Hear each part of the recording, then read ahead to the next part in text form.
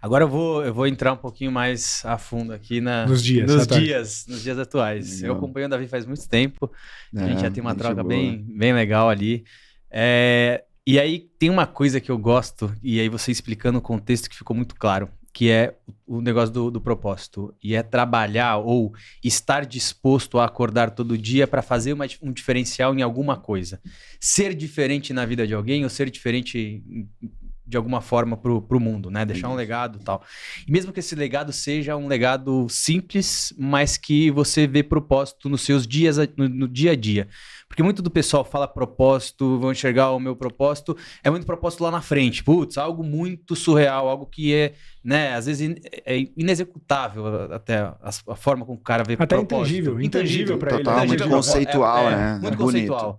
E aí, o Davi, ele ancora muito isso no dia a dia. Então, ele traz ali. E o que você falou de conteúdo ser uma arte, e eu enxergo muito isso nos seus conteúdos, que é a produção, que é o engajamento, que é a contagem de história, né? Que é essa produção linda. Mas um negócio que eu queria que você colocasse aqui, e aí para poder já começar, uma das coisas que você traz é muito do relacionamento, né? E o relacionamento por trás do sistema de vendas. Quando a gente fala de um funil de vendas, quando a gente fala de um funil de aquisição, e tudo isso é muito legal, muito lindo, mas quando eu vou para as redes sociais é socialização, é interconexão, é o ser humano com o ser humano. É o ser humano com o ser humano. Né? Como... E aí, trazendo um pouquinho já dos seus dias, do seu dia a dia, agora com a creme digital, né? Com o cremoso, enfim, todas essas coisas que você fala.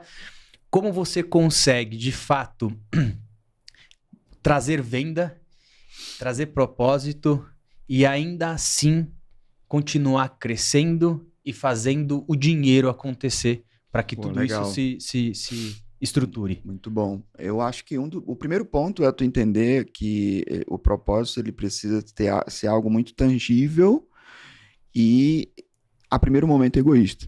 Não adianta você transformar a vida de ninguém se você não está transformando a sua primeiro. É reflexo sempre. É a base que eu sempre gosto de falar do exemplo do avião, né? Quando você tá lá no avião, o cara fala assim, as máscaras descerão, primeiro coloca a máscara em você, depois coloca num filho ou em algum... Porque é isso, se você não respira, você vai dar para quem como? Exatamente. E eu comecei a entender que, cara, a gente é cheio de BO, né? A gente cresce com muito trauma, com muitas coisas, tanto que eu vejo que eu me formei também como terapeuta, não para atuar como terapeuta, mas porque mentor hoje é um terapeuta. O maior problema da maioria dos empresários, empreendedores, não é técnico. Às vezes o cara só te paga para receber uma bênção. Tá certo, tudo que tu falou é isso, vai lá, ó, tá abençoado, pode ir. Ele quer uma validação, né? A mentoria eu acho muito disso, né? Ou validação ou está próximo. Eu quero só entender o que ele tá falando com a cabeça dele. O tempo inteiro. E aí eu comecei a entender que se eu busco equilibrar esse empreendedorismo, o meu caminho, o meu propósito, com me tornar alguém melhor, ou seja, ressignificar os meus problemas, me tornar um ser humano melhor e ter crescimento sustentável. O que é crescimento sustentável? Cara, empreender não é bonito, mas se você tem isso como... que eu brinco, né? Eu falo, cara, eu tenho mais meta de sorriso no dia a dia do que meta financeira, porque se eu tô sorrindo, o dinheiro tá caindo do Neida, assim, de todo canto. Sim. E aí eu comecei a trazer isso para dentro dos meus negócios. Então, tudo que eu busco fazer é pensando em, cara, como é que eu me torno um cara melhor? O próprio social selling, minha metodologia hoje de venda, não foi uma coisa tipo, eu estudei neurociência e tal. Cara, primeiro foi por necessidade, falta de ferramenta, e eu comecei a entender que o pessoal na rede social estava usando ao contrário. O empreendedor entra no Instagram, numa rede social, para se robotizar, para automatizar tudo, para falar igual um robô. Às vezes o cara tá preso e tá falando assim, nós estamos felizes com sua chegada. Nós quem, cara pálido? Tu tá sozinho no rolê, tu é tudo. Então eu comecei a ver que tava usando ao contrário. E aí eu vi uma oportunidade. Só que aí vem a parada do autodesenvolvimento. Cara, se tu não busca te conhecer para te desenvolver, tudo que me estourou assim, que me fez chegar em múltiplos milhões de faturamento mês, foram coisas que eu já fazia desde quando eu cheguei aqui em São Paulo, sem R$1 no bolso. Só que qual era a diferença? Eu tinha vergonha de falar sobre isso. Eu estava trabalhando numa agência de lançamento, onde todo mundo, a linguagem era escala, era falar com múltiplas pessoas, live para 400 pessoas, e eu fazendo venda artesanal. Falei, cara, se eu falar isso aqui pra galera, nego vai me chamar de burro. Eu não vou, deixa eu fazer aqui. Me dava uma puta grana com 500 seguidores, fazia às vezes 10 mil num dia, mas eu tinha vergonha de falar, porque não confiava em mim. E escondia. No dia que eu decidi, eu tava ali na surra fazendo 2 milhões no ano, no dia que eu decidi abrir a boca sobre isso, que eu já fazia há um bom tempo, pulei de 2 para 6 milhões no ano. Cara. De um ano pro outro. Que foi quando eu criei o meu mercado.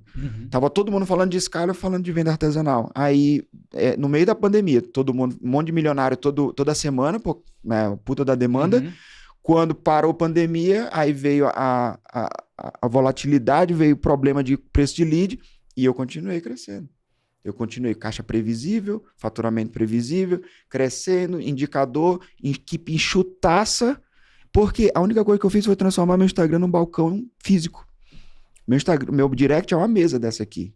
Se tu for agora mandar uma mensagem, tem lá 2 CLTs respondendo em tempo real. E pessoas chamando pelo nome, usando psicologia. E aí eu comecei a processualizar isso. Foi aí que meu jogo mudou. Que quando eu comecei a implementar isso e criar processo para poder escalar.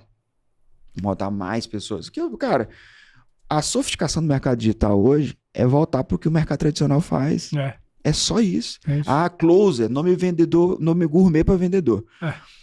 Time, CS, agora que tu descobriu que tu precisa cuidar do cliente, cara, isso aí o cara do restaurante faz, né? Há muitos anos. O seu Zé da padaria. Mas sabe o que eu vejo isso? Muito do... E aí é voltando muito lá atrás na pré-história do desenvolvimento econômico, de fato. Quando a gente volta lá para a história do Fordismo, de subdivisão de tarefas, é exatamente o que acontece. Porque antigamente você contratava, sei lá, 5, 6 anos atrás, até um pouco mais, você contratava um vendedor. Ele fazia a captação, ele ia fazer a aproximação da qualificação, fechamento, acompanhamento do cliente, né? Ele que tinha que gerir a carteira dele para poder ter os novos clientes, o farmer, né? Que a gente chama agora. Então, gerar ali a recorrência, o LTV. E aí, quando a gente entra num mundo onde a informação é muito rápida, o dinamismo está muito, muito forte, você tende eu digo que simplificar as operações. E quando você simplifica a operação, você começa a tornar mais efetiva ela, porque você tem foco. E aí é muito voltar lá pro Fordismo. Ou seja, o cara que em vez de fazer o carro inteiro, dele começar uma peça e terminar a outra, ele tá batendo um martelo aqui, enquanto o outro tá parafusando outro negocinho, o outro tá encaixando o volante, aí o outro vem com a manivela lá para poder encaixar as alças. Então, hoje é mais ou menos o que acontece. Por isso que você fraciona o negócio de vendas. Mas existe, mas existe uma faca de 2 gumes também. Porque quando você fraciona demais, você não cria um relacionamento com o vendedor. Exato.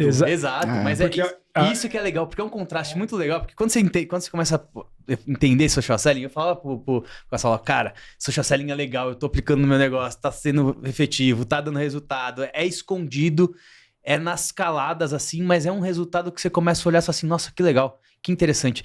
Eu faço muito social selling no meu LinkedIn. O meu LinkedIn explodiu de uma vez. Legal. Então eu saí de 500 pessoas, agora eu tô com 7 mil pessoas, mas são 78% da minha base são C-levels. Ou seja, eu só me relaciono com gente alto. Eu começo a trazer para as mesas, eu começo a trazer para os encontros, direcionado para o meu relacionamento, só gente que eu quero. É uma pessoa, um social selling que se relaciona e fala, Davi, você não tá afim de participar de uma mesa, que o tema da mesa vai ser X, Y, Z, e a gente vai gerar valor e vai fazer uma discussão. E, cara, a gente consegue juntar tanta gente, e é tão legal, e é um relacionamento tão legal e saudável, e é um cria filtro, fidelidade. Se agrega, porque quando a gente volta no primórdio, o que é venda, né? Venda é um voto de confiança, é um processo de confiança. Então, quanto mais eu faço você se sentir importante, maior mais fácil esse processo de gerar esse nível de confiança. E quanto menos complexo eu deixo o processo, eu digo que o processo de venda é um cano. Quanto mais etapas eu coloco, mais furo eu vou fazer nesse cano, que é onde o lead vai vazando. Entendi. Então eu boto a SDR, pré não sei o quê, aquecimento, vai caindo, vai vazando o lead. Por exemplo, hoje, do Oi até o checkout e o comprovante é dentro do direct no meu processo, e a pessoa é do começo ao fim, passa por 3 pessoas, mas o cliente está falando comigo. Eu tô mandando o link do checkout para a pessoa. Então o processo, a conversão fica absurdamente, o processo fica simples, Porque eu vejo que dentro de um direct eu consigo ter as mesmas ferramentas do WhatsApp. Se eu tenho velocidade, eu quebro essa barreira de ruído, de ter outros ambientes de pontos de atenção. E faço a pessoa se sentir importante, que é o mais pesado de tudo, cara. O mais legal é você estar disponível, né? Você está disponível quase que 24 horas, sei lá, do seu tempo. Inteiro. Porque tem alguém cuidando, tem alguém fazendo. O que eu penso? As pessoas estão focando em falar de forma rasa com milhares de pessoas. Se tu for fazer a conta matemática da tua meta, para quantos clientes versus ticket médio tu precisa para bater tua meta, tu vai ver que não são milhares de pessoas. Ainda mais se você tiver um ticket elevado. Às vezes, para bater minha meta de mentoria, são 15 clientes. Eu tenho um ticket elevado, eu só preciso de 15 conversas profundas. Isso. Então, para que eu vou fazer aumentar meu custo de aquisição lá pro teto, porque aí não distribui lá para cima, que tá cada vez maior. Às vezes, ou então bota investimento conceitual, vejo gente investindo em distribuição de conteúdo como branding. Não, cara, para mim é CPA, isso aqui é custo de aquisição. Eu distribuo o conteúdo, chega o seguidor, eles todos são abordados com boas-vindas. Todos, é muito todos engraçado. Meus seguidores. E não é uma boa-vinda tipo automática lá que você não, personalizado. É uma, depois a outra, depois outra. Você vê que estrutura psicologia, ó. Boas-vindas, saudação com o nome, gerar individualização, carga de empatia para aproximar, reconhecimento social. Eu cito alguma coisa do teu perfil, da tua pessoa que foi vista no teu feed. Se o teu perfil é fechado, a gente te cita, tentei te conhecer melhor no teu perfil, mas vi que estava fechado. E finalização temporal, a gente fala o dia ou o turno. Uma ótima tarde de segunda para você. Então, o meu indicador de qualidade de mensagem é: isso aqui pode ser feito por uma IA ou por uma automação, então tá ruim. Então, é um nível de personalização absurdo, porque eu preciso de conversa profunda para bater minha meta. Então, aí eu jogo o jogo da simplicidade. Porque se tu for escalar um e-book hoje, de R$ 9,90, tu precisa gestor de tráfego, web design, copy, editor de vídeo e não sei o quê. Uma puta de uma equipe. Um processo complexo pra caramba. Hoje minha empresa, pra gente estar faturando 300 mil mês, é 3 pessoas. Entende? Eu tenho um assistente e 2 pessoas no meu direct. É só gerando reunião, 2 reuniões por dia. E eu passei 3 anos focando em 2 indicadores.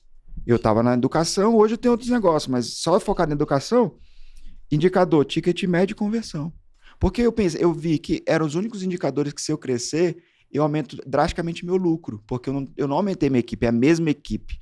Se eu aumento vender mais caro, a mesma coisa, e mais com a mesma quantidade de lead, é praticamente só lucro. Eu não estou onerando minha operação. E aí eu fui focando só nisso, aumentando meu preço e aumentando minha conversão. Então, eu faço as mesmas reuniões há anos, 40 reuniões por mês. Caraca. Das mesmas. Aí eu saí de 10% de conversão para 45%. Então, assim, às vezes até mais. E eu saí de um ticket de 1.000 para um ticket de médio de 20. Então, cara, eu fico tranquilo porque a operação tá no mesmo custo. Sim. São 3 funcionários. Você escalou a receita. E justamente. Agora a pergunta... Desculpa. Pode fazer. Agora a pergunta que ninguém quer... Acho que todo mundo quer saber, na verdade. É o que é social selling? Porque tem uma porrada de gente. Eu ia exatamente uma pergunta até anterior. Antes do que é o social selling. Social selling foi você que cunhou esse termo? Não, eu roubei do LinkedIn. Tinha uma ferramenta chamada lá Social Selling Index, né? Achei bonito. Cara, eu brinco... Hoje tá na moda, todo mundo falando social selling. Foi você que popularizou eu popularizei isso. Principalmente no Instagram, eu fui pioneiro. Então, quando falava social selling, você foi o cara que começou. Se tu perguntar pro ChatGPT, Google, ele vai dizer que eu fui o pioneiro maior. Boa. Porque, na verdade, eu botei o nome em inglês pra ver se eu vendia em dólar, né? Pra ver se vendia mais caro. Já tá ligeiro. O cara vem de fora, tá acostumado com dólar. Eu só botei o nome bonito pra ver se vendia mais caro. Mas eu digo que eu ensino gente a ser gente na rede social. E o que é social selling? Explica hoje, pra galera o conceito de fato. Tem várias pessoas ensinando hoje, né, dentro de vários contextos, que mistura social selling com BDR e chama social selling de prospecção friativa. São processos diferentes. Eu vi que já tinha um movimento nos Estados Unidos, só que culturalmente o vendedor nos Estados Unidos é um facilitador de solução. O vendedor no Brasil é um tomador de dinheiro. Eu posso ter a melhor solução para triplicar o teu faturamento. Se eu chego te oferecendo... quer me roubar, quer meu dinheiro, safado. Culturalmente, o vendedor é mal visto no Brasil. Então, o que eu fiz? Eu peguei a técnica de BDR, que praticamente é uma prospecção friativa no americana, que é direto ao ponto, e tropicalizei. Então eu peguei psicologia social e fiz um processo de conexão barra oportunidade dentro do Instagram, rede social. Então eu faço você se sentir importante antes de te levar para uma reunião ou para uma oferta.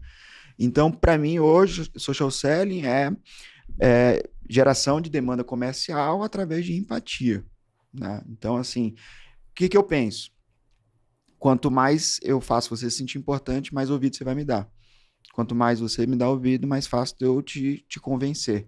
Então, eu só processualizei isso aí, para poder delegar e escalar. Eu comecei a fazer sozinho, vi que funcionava pra caramba. Chamando as pessoas no inbox. Cara, era um processo simples que eu fazia porque eu gostava. Mas você era ativo ou você era mais reativo? Porque eu sei que a produção de conteúdo é um ponto importante dentro da estrutura de social selling.